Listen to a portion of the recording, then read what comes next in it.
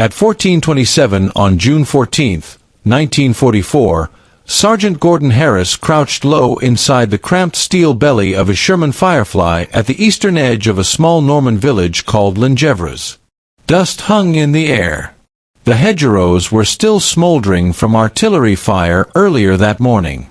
Through the narrow slit of his periscope, Harris watched 5 dark shapes emerge from the far fields, German Panthers, advancing in a shallow line, their long guns steady, their engines growling across 800 meters of open ground. Harris was 31 years old. He had been in Normandy for 8 days. He had never destroyed a tank. Around him, the British 7th Armored Division was bleeding. 42 Shermans had been lost in 6 days. Panthers and Tigers ruled the battlefield. The standard 75mm guns on most Shermans could barely scratch a Panther's front armor beyond 300 meters. The Germans knew it. They attacked head-on, confident, methodical, deadly. But Harris commanded something different. His tank was the only one in the squadron that could stop a Panther at range. The Sherman Firefly, a hybrid weapon that almost never existed. A year earlier, in January 1943, the British Ministry of Supply had rejected the idea outright. Mounting the massive 17-pounder anti-tank gun inside an American Sherman turret was impossible. The gun was too large. The turret too small. Better tanks were coming, they said. The Challenger. The Cromwell. No need to waste time on a hybrid nobody had asked for. Major George Brighty ignored them. At Lulworth Armored Fighting School, Brighty welded a 17-pounder into a Sherman anyway. No recoil system. The gun locked rigid. When it fired, the entire tank absorbed the shock. It barely worked. The ministry ordered him to stop. Lieutenant Colonel George Wytheridge joined the illegal project. He had been wounded in North Africa when his own tank was knocked out. He knew what inferior guns cost in blood. Together, Brighty and Wytheridge redesigned the breech, cut a new hatch, moved the radio into an external box welded to the turret, removed the hull gunner entirely to make space for ammunition. The ministry found out again. Ordered them to stop again. Wytheridge went over their heads. He argued that the Challenger program was failing, that the Cromwell's turret ring was too narrow, that if Britain landed in France without a tank capable of killing Panthers, British crews would die by the hundreds. In November 1943, the ministry finally approved production. By May 31st, only 342 Fireflies existed. 1 per 4 tanks. The Germans noticed immediately. Within 3 days of D-Day, Panzer commanders learned to recognize the Firefly's longer barrel. Orders spread across German units. Kill the Fireflies first. Crews tried to disguise them with mud, paint, wire mesh. It rarely worked. Harris had been a gunner 4 days earlier. His commander had been killed on June 10 when a Panther round punched through the turret near Tilly-sur-Seulles. Harris inherited command without ceremony. His gunner was Trooper Alec McKillip, 24, Scottish, steady-handed, with exactly 7 combat shots fired in his life, none against a tank. Now 5 Panthers were advancing straight toward them. At 800 meters, 700, 650. At their speed, they would reach killing range in 90 seconds. Harris eased the Firefly behind a stone wall at the village edge. Hull down. Only the turret exposed. The long 17-pounder barrel jutted forward, impossible to hide completely. Inside the turret, McKillip adjusted his sight. The loader crouched behind them, wrestling with shells that weighed 38 pounds each. The Firefly had no hull gunner. That position had been sacrificed to carry ammunition.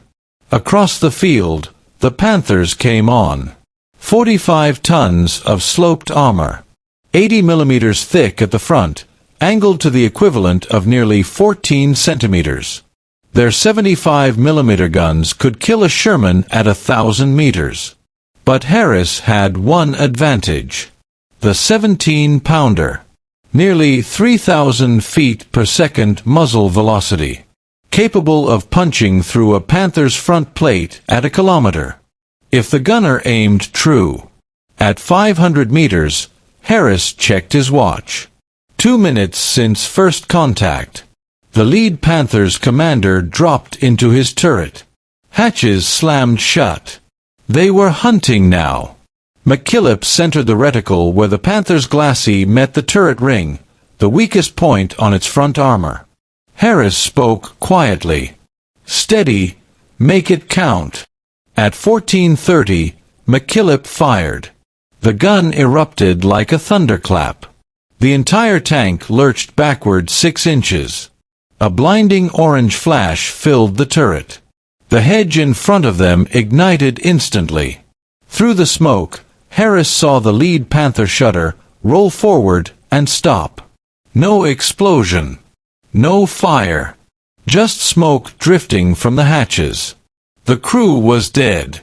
The 4 remaining Panthers scattered instantly. 1 veered left. 2 broke right. The 5th reversed hard. Smoke marked the Fireflies' position. The Germans knew exactly where the shot came from. McKillip traversed right and fired again.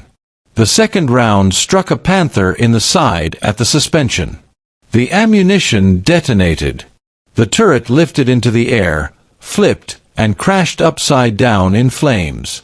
2 Panthers destroyed in 40 seconds.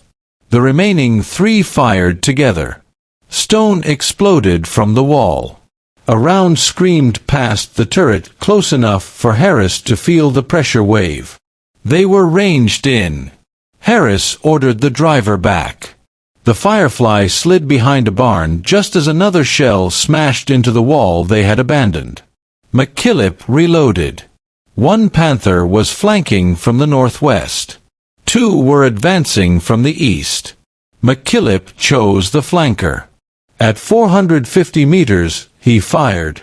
The shell punched through the lower glacis and wrecked the transmission. The Panther lurched to a stop. Its crew bailed out running. 3 Panthers neutralized.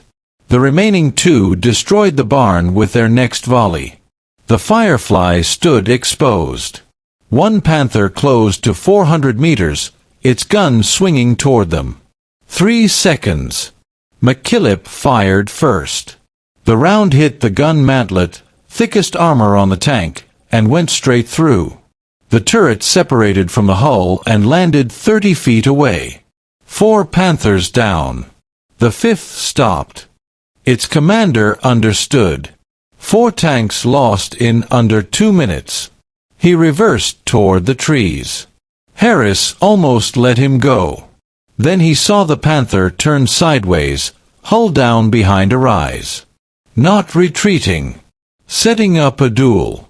600 meters apart. The Panther fired first. The shell missed by 3 feet. McKillip fired while the German gun was still recoiling. The round struck the turret face. Smoke poured from the commander's cupola. The last Panther fell silent. It was 14:33. 6 minutes of fighting. 5 Panthers destroyed. No British tanks lost. The village was safe. Later that day, intelligence officers arrived.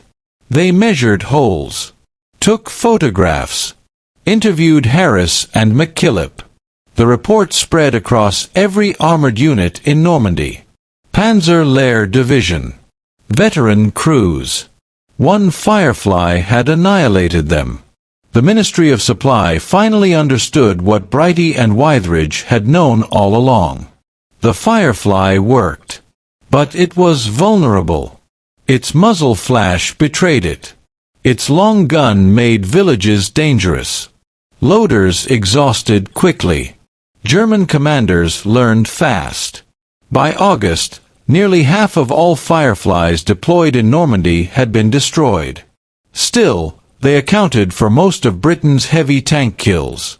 Harris and McKillip survived Normandy. They destroyed 9 more German vehicles. Their tank took 11 hits and lived. After the war, Harris fixed cars in Yorkshire. McKillip taught school in Scotland. Neither wrote memoirs. The Firefly went to museums. The battle faded into footnotes. But on one June afternoon, in 6 minutes of fire and smoke, 2 men with a rejected weapon changed the fate of a village, and proved that sometimes the weapon nobody wanted becomes the one everyone needs. And that is a story worth remembering.